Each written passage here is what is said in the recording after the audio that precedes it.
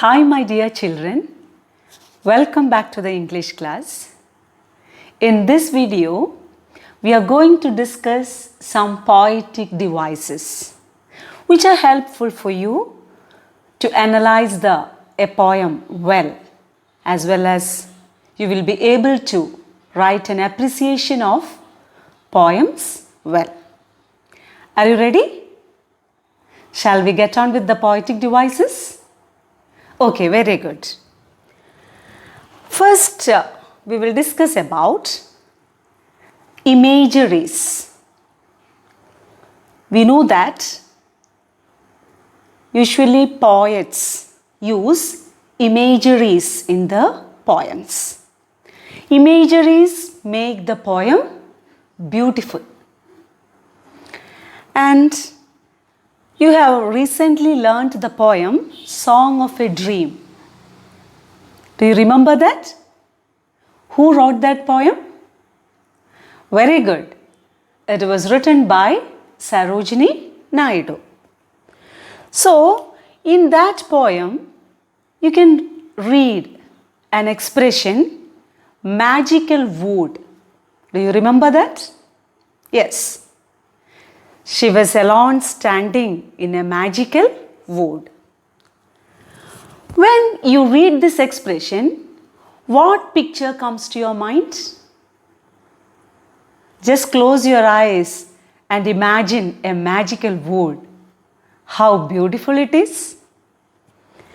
And describe the picture yourself and draw it in your own way. The poet is giving a clear picture of a magical wood using words, right? Such word pictures are called imageries. And we know that imagery is a language that makes people imagine pictures in their mind. They appeal to our senses of sight, sound, taste, touch and smell. And these things will help us to form a mental picture. There are mainly 5 images. I'll explain all these images now. The first one is visual image. Second one, auditory image.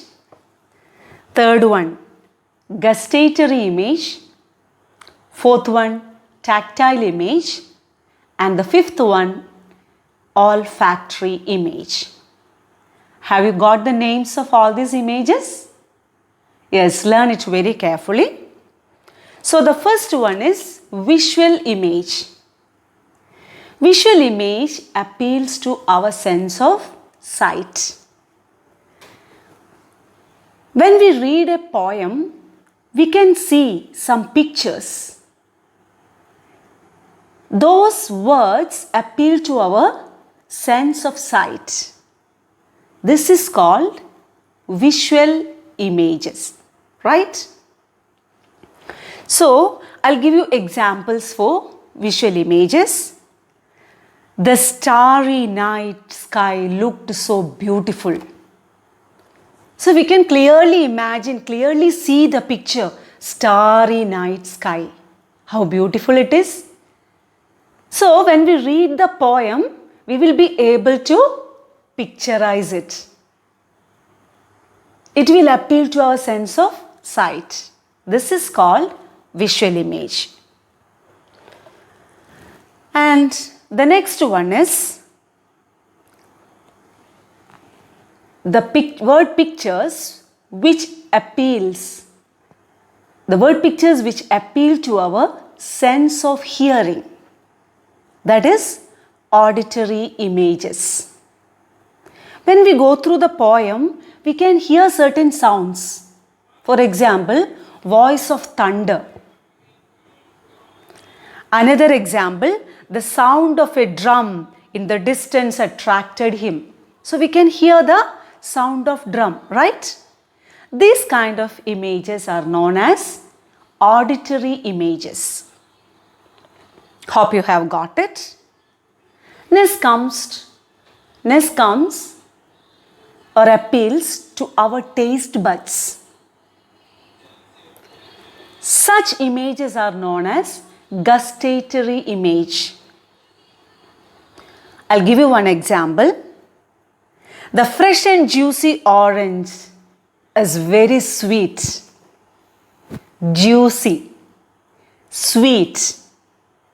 All these things appeal to our sense of taste, and this is known as gustatory image.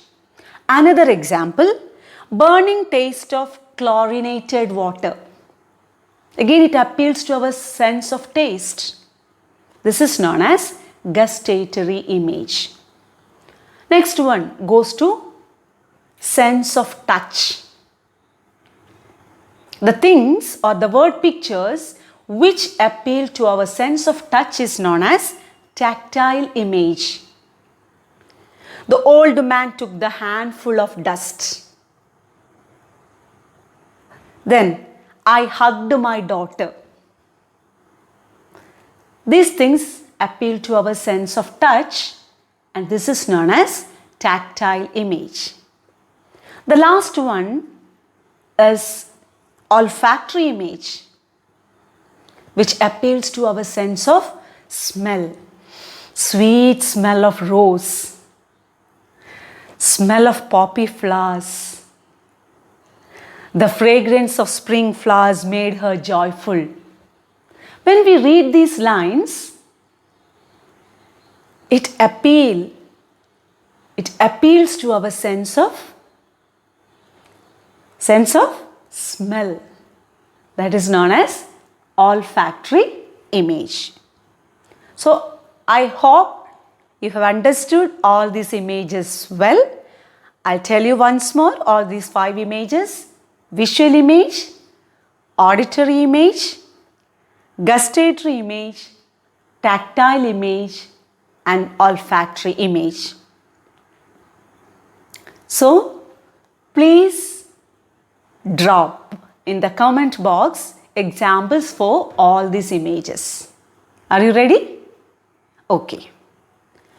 Now we should know that imagery needs the aid of figures of speech like simile, metaphor, personification, etc.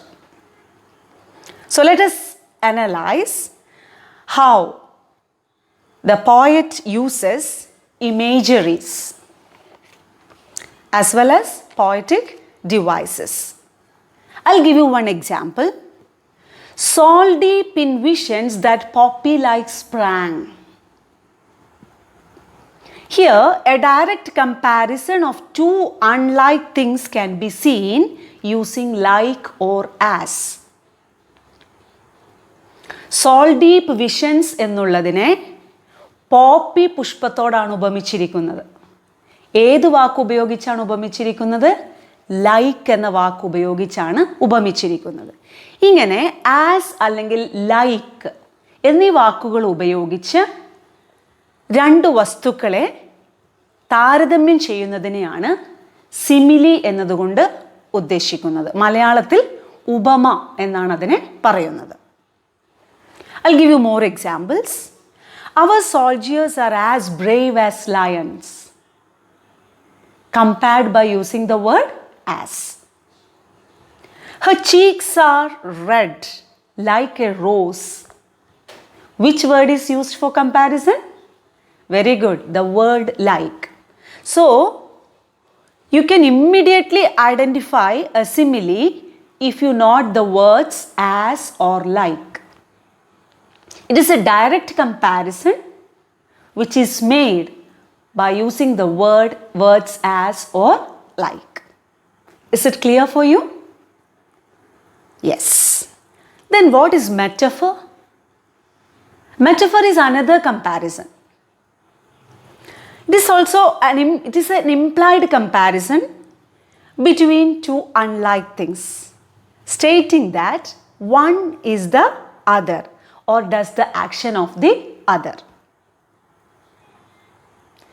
ഒന്നിനെ മറ്റൊന്നിനോട് താരതമ്യം ചെയ്യുന്നതിനെയാണ് metaphor എന്നും പറയുന്നത്. ഇവിടെയുള്ള വ്യത്യാസം എന്താണ്? As അല്ലെങ്കിൽ like എന്നുള്ള വാക്കുകൾ ഉപയോഗിക്കാതെ ഒന്നിനെ മറ്റൊന്നിനോട് നേരിട്ടാണ് താരതമ്യം ചെയ്തിരിക്കുന്നത്. അതുതന്നെയാണ് ഇത് എന്ന് പറയുന്നതാണ് മെറ്റഫർ. ഇവിടെ ആസ് എന്നോ ലൈക്ക് എന്നോ ഉള്ള വാക്കുകൾ ഉപയോഗിക്കുന്നില്ല. ഇതാണ് ഒരു മെറ്റഫറും സിമിലിയും തമ്മിലുള്ള വ്യത്യാസം. രണ്ടും വസ്തുക്കളെ താരതമ്യം ചെയ്യുന്നതിനാണ് ഉപയോഗിക്കുന്നത്. സിമിലി ആണെങ്കിൽ പെട്ടെന്ന് കണ്ടുപിടിക്കാൻ സാധിക്കും. അതിൽ ആസ് അല്ലെങ്കിൽ ലൈക്ക് എന്നീ വാക്കുകൾ ഉപയോഗിച്ചായിരിക്കും താരതമ്യം ചെയ്തിരിക്കുന്നത്. മെറ്റഫർ ആണെങ്കിൽ ഒന്നിനെ മറ്റൊന്നിനോട് സാദൃശ്യം ചെയ്തിരിക്കുന്നു. നേരിട്ട് അത് തന്നെയാണ് ഇത് എന്നാണ് സമർത്ഥിക്കുന്നത്. അവിടെ ആസ് അല്ലെങ്കിൽ ലൈക്ക് എന്നീ വാക്കുകൾ നമുക്ക് കാണാനായിട്ട് സാധിക്കുകയില്ല. So you can easily identify what is a metaphor and what is a simile. Hope you have understood this well. And I'll give you examples for metaphor, okay? In Song of a Dream, we can see many metaphors. Spirits of truth were the birds that sang. Spirit of truth were compared to singing birds, but we cannot see any words like or as. Direct implied comparison. Spirits of love were the stars that glowed. Spirits of love were compared to the glowing stars. Spirits of peace were the streams that flowed.